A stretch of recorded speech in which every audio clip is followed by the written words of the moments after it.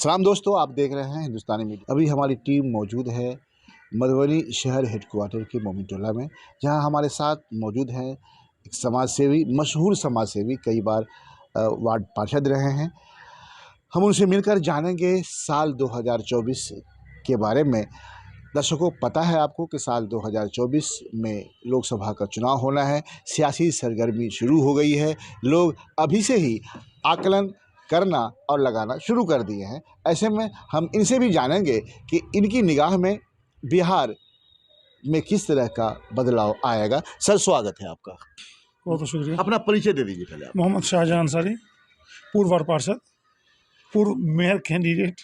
Sir, ये मैं एक चीज़ जानना चाहूँगा कि 2024 में चुनाव होना है, ये तो सबों को जानकारी है। पिछले दिनों राजस्थान समेत पांच स्टेट मिजोरम में जो रिजल्ट है वो आपके सामने है। बिहार में चुनाव होना है। बिहार एक ऐसा राज्य है जो हमेशा अपोजिट रिजल्ट दिया है। क्या लग रहा है 2024 में कैसा रहेगा? बिहार में जब राज्य के चुनाव की बात होती है तो बिहारी अपने हिसाब से चुनते हैं, लेकिन जब लोकसभा की बात होती है और 2024 के चुनाव की बात कर रहे हैं तो पिछले दो लोकसभा चुनाव का रिजल्ट देखें तो 2014 में बिहार से एनडीए को 37 सीटें मिली थी और 2019 में 39 सीटें मिली, प्रचंड बहुमत जिसको कहते हैं। तो हिंदी पट्टी में जो भी राज्य आते हैं वहाँ एनडीए का बोलबाला पिछले कई चुनावों में रहा है। आम तौर पर ये देखा गया है कि अब लोग, पूरी दुनिया के बारे में बात कर रहा हूँ, उसमें जाहिर सी बात है कि भारत कोई अपवाद नहीं है, राइट विंग्स जो दक्षिणपंथी विचारधारा के लोग हैं और बहुसंख्यकवाद की राजनीति बहुत जोर पकड़ ली। धर्म की हाँ, एकदम कह लीजिए धर्म की राजनीति। जी, आप भारत में हैं तो आप यहाँ जो बहुसंख्यक हैं उनकी बात कीजिए। फिर आप दूसरे स्टेट में जाते हैं, अब अगर कोई ऐसा मुल्क है जहाँ मुस्लिम ज़्यादा हैं तो वो भी वहाँ के अल्पसंख्यकों को दबाते हैं, जाहिर सी बात उनको पनपने नहीं देते। शाहजहां साहब, एक बात यहाँ काटेंगे आपकी। आपने कहा कि पिछले अभी कुछ सालों का आपने रिकॉर्ड दिखलाया है, एनडीए का रिकॉर्ड दिखलाया आपने। इसी आप भूल रहे हैं कि बीजेपी की बात करेंगे तो वो जदयू के साथ रहेगी जी।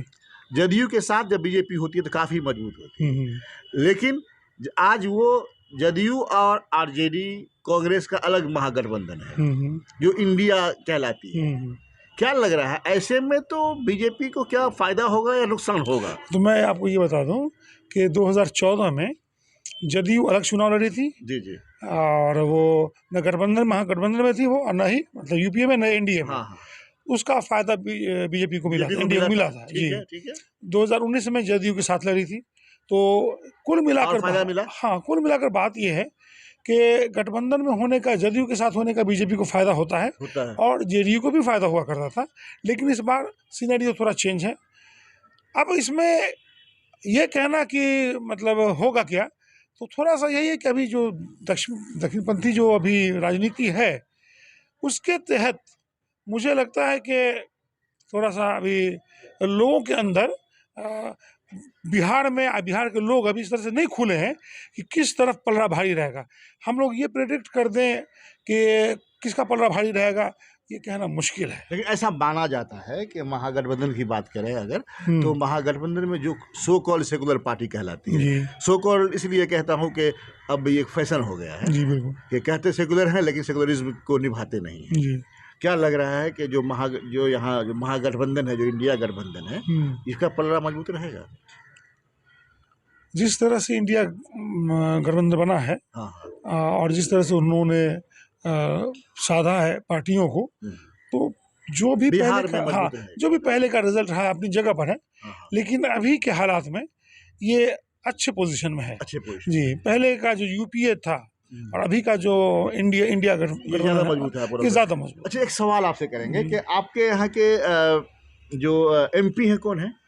अशोक यादव जी हमारे। अशोक यादव है, और एक तरफ के एमपी आपके वो मंडल जी हैं। हाँ जी, आप दोनों एमपी के बारे में बताइए कि आपसे अच्छा कोई एक्सप्लेन नहीं कर सकता। मैं चाहता हूँ कि हमारे जो दर्शक हैं, हमारे दर्शकों को पता चले कि मधुबनी झंझारपुर दोनों जगह के जो एमपीज है उन्होंने क्या क्या किया है, आपकी निगाह में क्या है, जानकारी सब रखते हैं आप?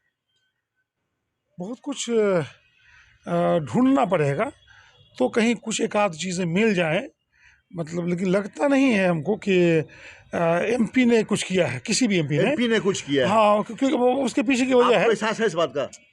एमपी का चुनाव अब हुआ कि लोकसभा का चुनाव ऐसा हो गया है कि पार्टी किसी को टिकट देती है, अब वो जो भी हो, जैसा भी हो, समाज कि सेवी हो, नहीं हो, कुछ भी हो, डॉक्टर हो, प्रोफेसर हो, कुछ भी लेक्चरर हो, हो, वो शराब के नशे में धुत रहने वाला आदमी हो, कोई भी हो, या बहुत ही अच्छा आदमी हो, कोई मतलब इस बात से नहीं है। आप बेहतरीन इंसान को लाकर खड़ा कर दीजिए, बहुत ही अच्छे कार्यकर्ता समाज सेवी को खड़ा कर दीजिए, लेकिन अगर उनकी पार्टी के लिए, अगर उनकी पार्टी की विचारधारा के लिए, उनकी पार्टी से लोग जो उनके कैडर नहीं है, वो नहीं जीतेंगे। लेकिन किसी बड़ी पार्टी का कोई अदना सा भी आदमी खड़ा होगा, तो लोग अब एमपी को, सांसद को वोट नहीं देते हैं, पार्टी को वोट देते पार्टी हैं। को वोट देते हैं। अच्छा सर, आपने बहुत बड़ी बात बताया है, तो आप ये जानकर बताएं मुझे कि अभी जो बिहार की पोजीशन है, अगर काम की बात की जाए, काम करने कराने की बात की जाए, तो फिलहाल पिछले एक डेढ़ साल 2 साल में जिस तरीके से बिहार में जॉब का सिलसिला है, खासकर देखा जा रहा है कि तेजस्वी यादव को काफ़ी जोश व खरोश पैदा हो गया है, और काम जिस तरीके से बोला उन्होंने वो करवा भी रहे हैं। मुख्यमंत्री का ये बहुत बड़ा रोल है, स्वाभाविक है। नीतीश कुमार के दौर में अगर बिहार की जो डेवलपमेंट हुई है उसे कभी नहीं भुलाया जा सकेगा। अभी इस बीच में तेजस्वी यादव के साथ जब इनका गठबंधन हो गया है, अभी महागठबंधन में है, उसके बाद जो काम हो रहा है, जिस तरीके से नौकरियां बांटी जा रही दी जा रही है, ये भी भुलाया नहीं जा सकेगा। क्यों, मुझे लगता है कि आपके भी खौर खानदान में एक आध दो चार को नौकरी मिला होगा। आप क्या कहना, इसका क्या रिटर्न मिलेगा तेजस्वी को या महागठबंधन को? महागठबंधन का जो अभी इस बीच में जो अभी रोल है, हाँ, और जिस तरह से नौकरियां दी हैं उन्होंने, बेरोजगारी दूर किया है उन्होंने, और अगर उसको मान लिया जाए, पैमाना मान लिया जाए, तो पूरे भारत में जितने भी राज्य हैं, उस हिसाब से यहाँ की सरकार पहले पायदान पर रहेगी और रहना चाहिए। और वो जिस किसी भी लोकसभा पार्टी में, मतलब लोकसभा की चुनाव में किसी भी को टिकट दे, तो कायदे से लोगों को उनको वोट करना चाहिए, जिस तरह से इन्होंने काम किया है। दर्शकों, बहुत बड़ी बात इन्होंने कहा है कि अगर किए गए बिहार सरकार, जो भी मौजूदा बिहार सरकार है, उसके काम को अगर पैमाना मान लिया जाए, तो हर जितने भी राज्य हैं उस राज्य में नंबर 1 आएगा। बहुत बड़ी बात आपने कही है।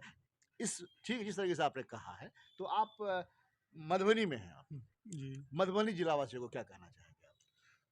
बस किसी को भी ये कहते हैं, एनडीए हो, यूपी हो, अब यूपी में इंडिया गठबंधन है, एनडीए हो या इंडिया हो, आप किसी कैंडिडेट को वोट देने से पहले ये देख लें कि वो किस, मतलब जिस पार्टी से जुड़े हुए हैं। ऑब्वियसली आप सिर्फ कैंडिडेट को वोट नहीं देते हैं, आप पार्टी को वोट देते हैं। उस पार्टी के लोग, उस गठबंधन के लोग आपके राज्य में, आपके शहर के लिए क्या कर रहे हैं। अगर आपके लिए अच्छा काम कर रहे हैं, उनको वोट कीजिए। अगर आपके लिए अच्छा काम नहीं कर रहे हैं, वोट मत दीजिए।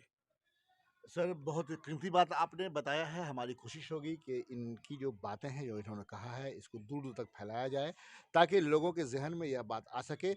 देखिए, चुनना कोई बड़ी बात नहीं है। ऐसे लीडर को चुनिए, ऐसे नेता को चुनिए जो आपके लिए काम भी करे। इन्होंने बताया है, मैंने 2 एमपी का नाम लिया, इन्होंने कहा कि उनके काम को याद करना होगा। इस बात का सबूत है, उन्होंने अपने दौर में काम नहीं किया है। इसी तरह हमारी कोशिश होगी कि हम एक से एक स्कॉलर्स, समाज सेवी से मिलकर आपको आगाह कराएँ कि कैसा रहेगा 2024 का लोकसभा चुनाव।